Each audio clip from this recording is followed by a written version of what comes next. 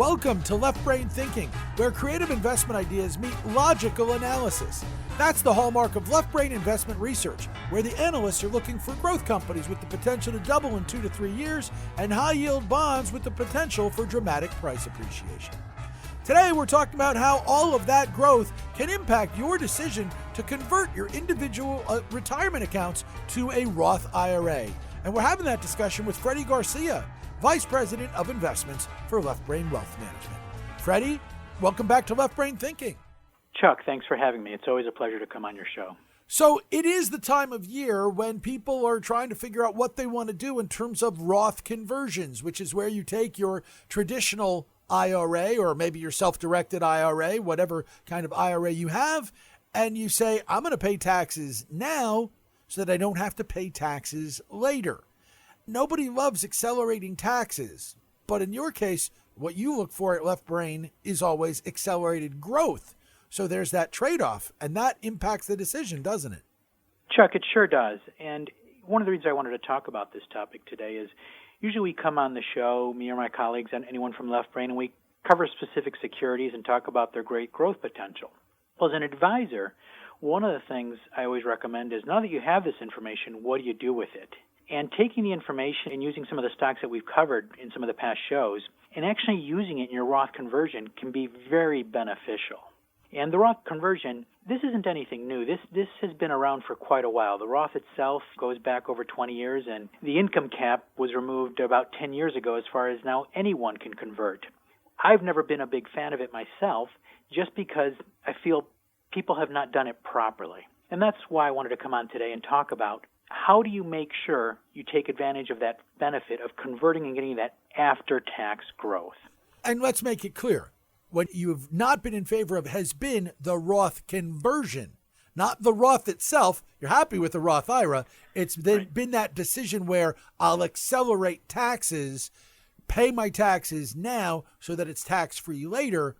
The problem is not the Roth, it's the conversion. And then the secondary side of that is you're in favor of it if it's done the right way, right? That's correct, Chuck. A lot of times when you hear other advisors or you turn on any financial show, and everyone early in the year talks about the Roth conversion. But what they miss the boat on is talking about how to really get the best benefit out of it. And for example, the reason why I haven't been in favor of it when people do it incorrectly is if we actually look back and look at what people actually, their rate of return is. So using a Dalbar study, and we go back 30 years, the average investor's return is only about 4.1%. The S&P during that time frame has done about 10. Okay, so that means that average investors aren't even getting even half of what the average has been. This is important because when we actually look at the conversion, what happens when you take money, say for example, if somebody's converting $100,000 in 1 year, and they're doing it early in the year, and they're at a 30% tax rate, that means they're going to lose about 30% of their initial amount in the conversion. So they have to overcome that hurdle right away. And if they only are averaging about a 4.1% return, well, that's going to take close to about 8 to 9 years just to get back to even with that amount. And that's just breaking even, getting back to their original 100,000 over an 8-year time frame. So that's a lost opportunity because you could have had money invested during that time frame, during that 8 years, and been, at a much higher rate. So that's the reason why I've cautioned people before about the conversion, because if you're not investing properly, the tool and the mechanism isn't going to be very beneficial to you. What we're also saying is that it kind of depends on the assets you're converting. I mean, if somebody's saying, hey, I want to make a conversion, but I'm doing it with bond funds that are not generating super yields or what have you, you'd say stick where you're at. Whereas if they're going to convert and say, this is the money I would be investing the Left Brain way, well, then it's growth giving you what you need, right? Yeah, that's exactly right.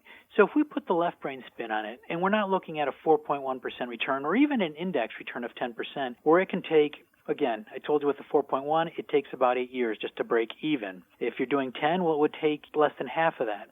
But what about if you looked at some of the stocks we've talked about, and earlier in the year I was on here right in the beginning of January, and I talked about 2 stocks in particular, Square and PayPal. Square's up about 27% year to date.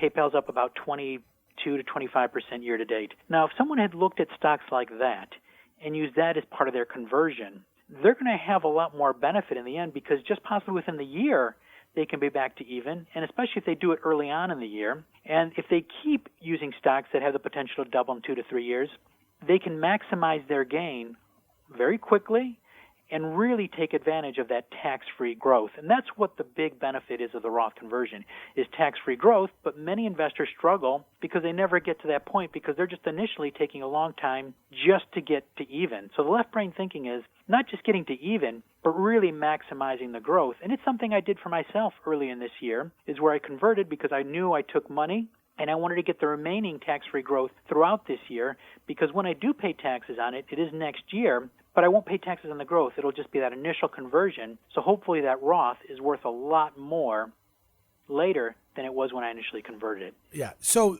what we're saying is this is a little bit about timing, not that it wouldn't be sensible to do it later on in the year, but if you convert now, you get the benefit of having it happen now, and you don't have to pay the taxes on the conversion until next year. And then the other side is this is more about asset location than asset allocation. This is if you have assets that would benefit from the big growth relatively quickly, this is where you want to put them. That's exactly right, because you want that tax-free growth. And remember, in a Roth, it's a little different than your traditional IRA, and the fact that with your traditional IRA, you will have an eventual required minimum distribution. You don't have that with a Roth.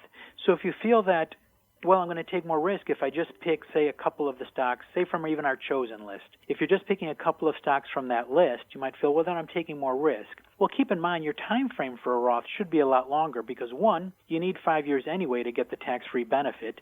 It has to be in there. That's one of the requirements.